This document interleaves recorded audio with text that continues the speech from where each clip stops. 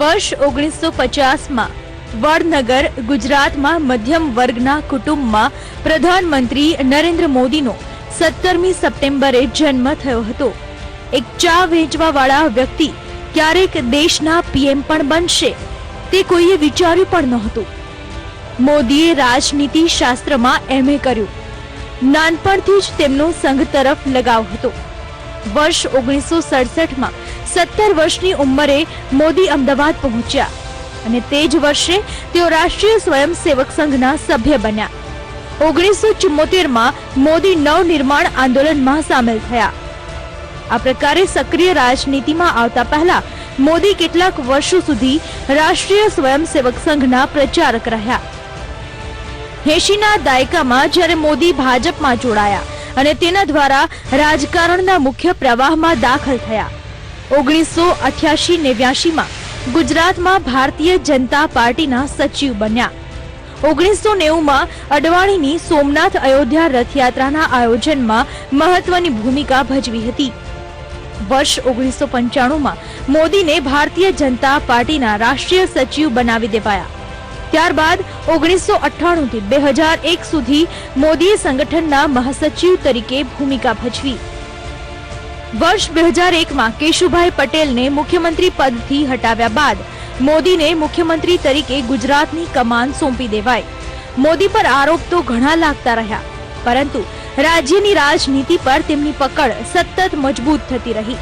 ત્યારબાદ વર્ષ 2007માં વિધાનસભાની ચૂંટણીમાં મોદીએ ગુજરાતના વિકાસનો મુદ્દો ઉપાડ્યો અને એક વખત ફરી જીત્યા। વર્ષ 2012માં પણ નરેન્દ્ર મોદીના નેતૃત્વમાં ભાજપા ગુજરાત વિધાનસભા ચૂંટણીમાં વિજયી થઈ। હવે મોદી કેન્દ્રમાં તેમના નેતૃત્વ હેઠળ સરકાર ચલાવી રહ્યા છે। બ્યુરો રિપોર્ટ, સંદેશ ન્યૂઝ।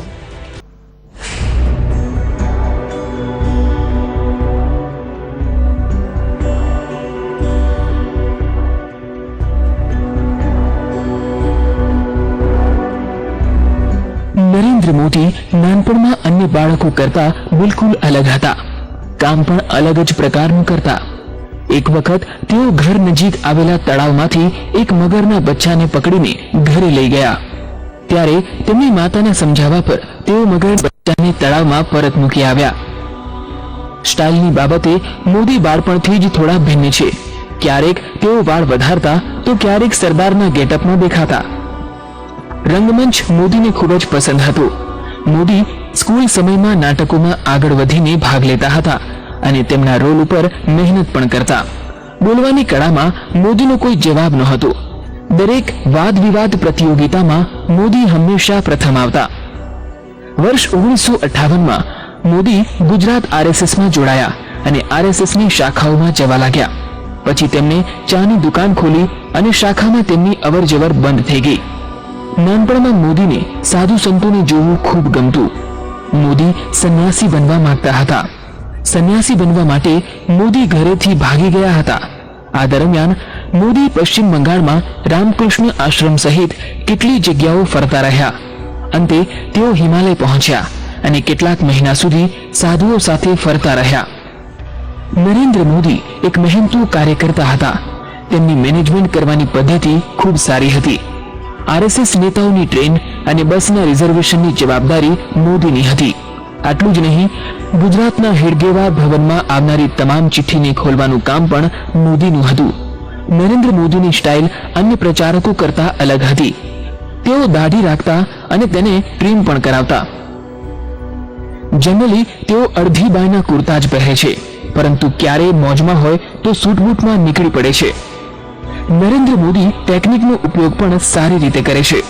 આજે ઇન્ટરનેટ પર પોપ્યુલર નેતાઓની યાદીમાં મોદી પ્રથમ છે। નરેન્દ્ર મોદી પતંગબાજીનો શોખ ધરાવે છે। રાજનીતિના મેદાનની જેમ જ ભલભલા પતંગબાજોની કિન્નાઓ કાપી નાખે છે। બ્યુરો રિપોર્ટ, સંદેશ ન્યૂઝ।